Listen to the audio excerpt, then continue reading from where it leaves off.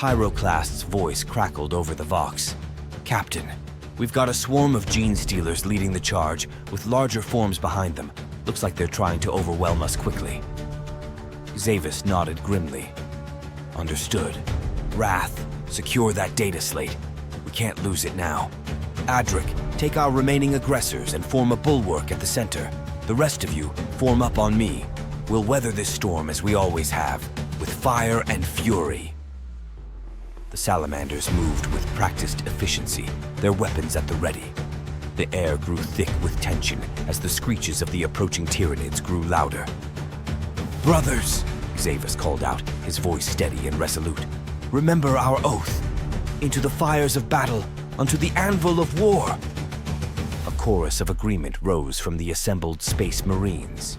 The first of the gene stealers burst into view, their claws gleaming and eyes filled with alien hunger. "For Vulcan and the Emperor!" Zavis roared, igniting his power sword. "Let them feel the wrath of Nocturne!" With that, the salamanders opened fire, a hail of bolter shells and gouts of promethium flame, engulfing the front ranks of the Xenos horde. The gene stealers, undeterred by their fallen kin, surged forward, met by the unyielding wall of Adric's aggressors. The battle had begun in earnest, with the fate of the salamanders and the secrets they sought hanging in the balance. The battle raged on, the salamanders' line holding firm against the relentless Tyranid assault. But as more bioforms joined the fray, including towering carnifexes and swarms of gargoyles darkening the sky, Captain Zavis realized they couldn't maintain their position indefinitely. "Fall back!" Zavis commanded over the vox. "We make for the structure." The salamanders began a fighting retreat, their disciplined volleys of bolter fire and searing flames keeping the Xenos at bay. Adric's aggressors provided mobile cover, their bulky forms shielding their brothers as they withdrew. As they neared the looming structure behind them, its alien architecture a stark contrast to the barren landscape, Zavis made a swift decision. "Brother Sergeant," he called out, "take command here. Hold the entrance at all costs." He then turned to Pyroclast and his scout squad. "You're with me. Adric, you too." The chosen warriors gathered around their captain as the rest of the salamanders took up defensive positions at the structure's entrance. The sounds of battle echoed off the strange walls as Zavis led his small team inside. "Wrath," Zavis said to the tech marine, "your expertise may be needed. Join us." As they ventured deeper into the unknown building, the sounds of combat outside grew muffled. The air inside was stale and charged with an otherworldly energy that made their hair stand on end. "Stay alert," Zavis warned, his power sword casting flickering shadows on the walls. "We don't know what secrets this place holds, but they may be our only hope of survival." The small group of salamanders pressed on, leaving their brothers to hold the line against the Tyranid horde. Whatever lay ahead, they knew time was of the essence. The answers they sought, and perhaps the key to their salvation, awaited them in the depths of this mysterious structure. As the last salamander crossed the threshold, a deep rumble resonated through the structure. The massive door suddenly slammed shut behind them with a resounding boom, cutting off the squad from their brothers outside. Captain Zavis spun around, his power sword raised instinctively. "Status report," he barked. Pyroclast approached the sealed entrance, running his gauntleted hand over its surface. "Sealed tight, Captain. No visible mechanism on this side." The muffled sounds of battle could still be heard through the thick barrier. Bolter fire, explosions, and the screeches of Tyranids. Their brothers were still fighting, but now separated from them. "Emperor's teeth," Wrath muttered, his mechadendrites probing the door's edges. "This material, I've never seen anything like it." As the initial shock wore off, the salamander's enhanced eyesight began to adjust to the darkness.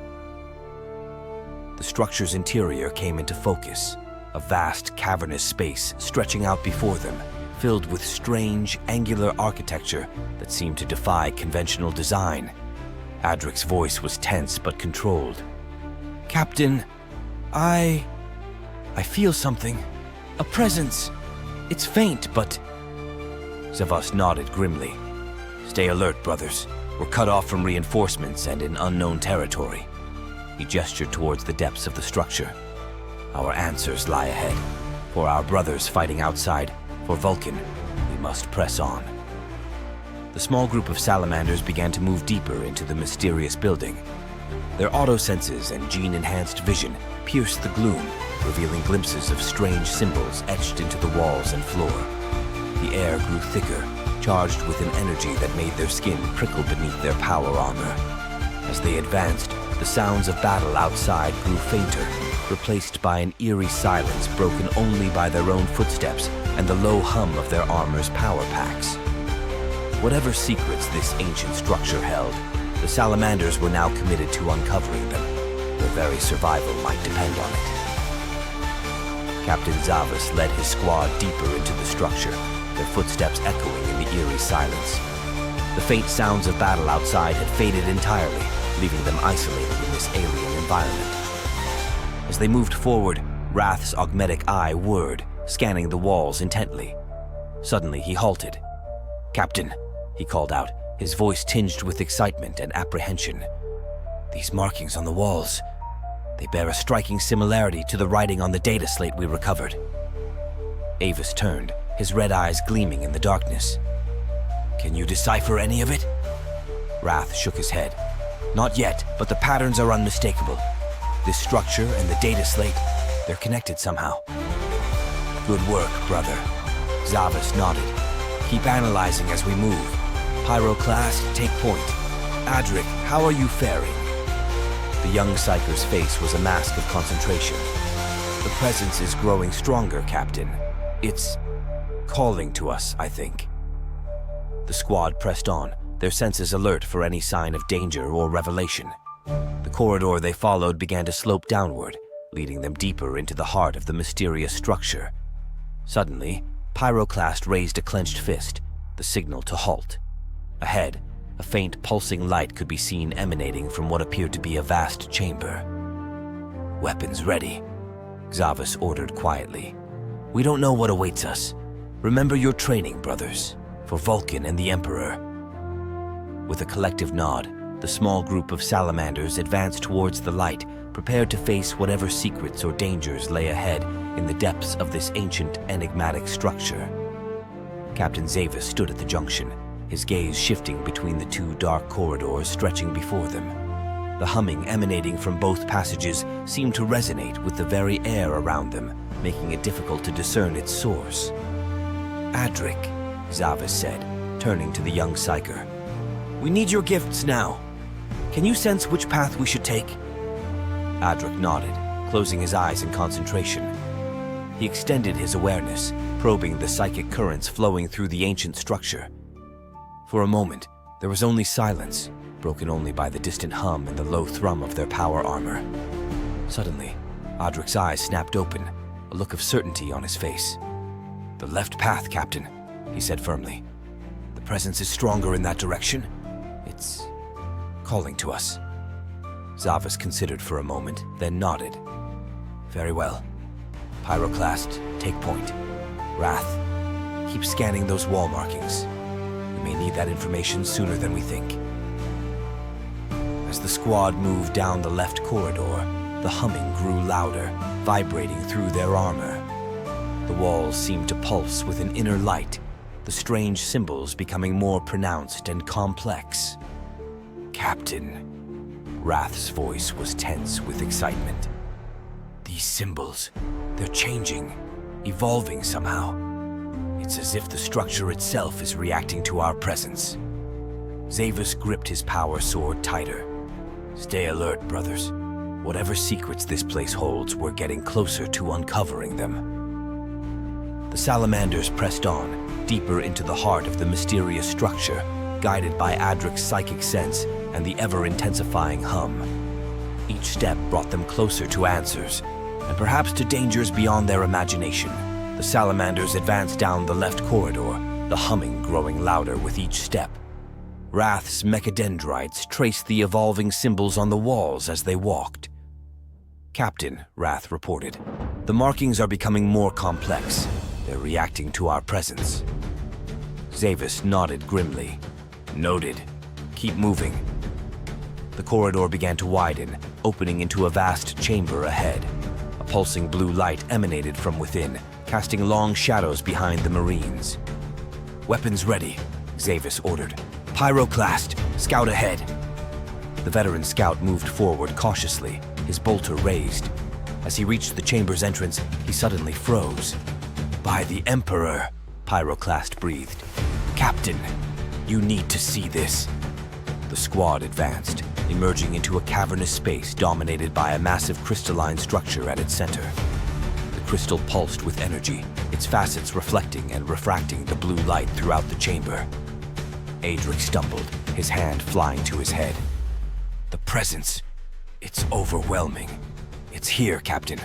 Whatever we've been seeking, it's within that crystal." Zavis raised his hand, signaling the squad to halt. "Wrath, can you make anything of this?" Before the Tech Marine could respond, a low, resonant voice echoed through the chamber, seeming to come from everywhere and nowhere at once. "Sons of Vulcan," the voice intoned, "you have come at last." As the salamanders entered the chamber, their enhanced vision caught a flash of red amidst the blue glow. Moving closer, they discovered the grim scene before them. Several blood angels lay motionless on the floor, their once proud red armor rent with deep gashes and bite marks. Spent bolter casings littered the ground, testament to their final stand. Captain Zavis raised a closed fist, signaling caution. "Be alert, brothers. Whatever did this could still be present." As they advanced further into the chamber, their eyes fell upon a solitary figure seated in a corner. Another blood angel, his power pack destroyed and his helmet partially shattered. The exposed part of his face bore old scars, long since healed. "By the Promethean flame," Pyroclast whispered, "he yet lives." Zavis approached the seated Marine, his power sword lowered but ready. "Brother of Sanguinius," he called out, "can you hear me?" The blood angel's head slowly turned towards them, his one visible eye focusing on the salamanders. His voice, when it came, was hoarse from disuse. "Sons of Vulcan, you've come after all this time." Zavis knelt beside the wounded Marine, signaling Wrath to approach. "What happened here? How long have you been trapped in this place?" The blood angel's eye darted around the chamber, as if seeing ghosts. "Time. Time has no meaning here. We came searching for the forge, for the hammer, but we found something else." Adric stepped forward, his face pale. "Captain, the presence, it's coming from him." Before Zavis could respond, the crystalline structure at the center of the room pulsed brightly, and the resonant voice from before filled the chamber once more. "The sons of two Primarchs unite," it intoned. "Now, the trial can begin." Captain Zavis listened intently as the blood angel spoke. "I am Corporal Varmo Fura," the wounded Marine said, his voice growing stronger. "We entered this structure to escape the Tyranids, as I suspect you did. Many of the Xenos followed us inside, cutting down my brothers who were already exhausted and depleted." Zavis nodded grimly, then turned to his Tech Marine. "Wrath, salvage what you can from the fallen Marine's power packs. See if you can repair Corporal Fura's pack." "Understood, Captain," Wrath replied, immediately moving to the nearest fallen blood angel. As Wrath worked, Zavis addressed Fura again. "Corporal, what can you tell us about this place? What happened after you defeated the Tyranids that followed you?" Fura's eye darted to the crystal structure. "This place, it's alive somehow. After the battle, that voice began speaking to us. It spoke of trials and forge worlds and Primarchs." Adric stepped closer, his face a mask of concentration. "The presence I've been feeling, it's connected to you, isn't it?" Before Fura could answer, the chamber's crystal pulsed again, the resonant voice filling the air. "The sons of flame and blood must unite," it declared. "Only together can you face what lies ahead." Xava stood, his grip tightening on his power sword. "Whatever trials await us, we'll face them as brothers in arms. For the Emperor, for Vulcan, and for Sanguinius."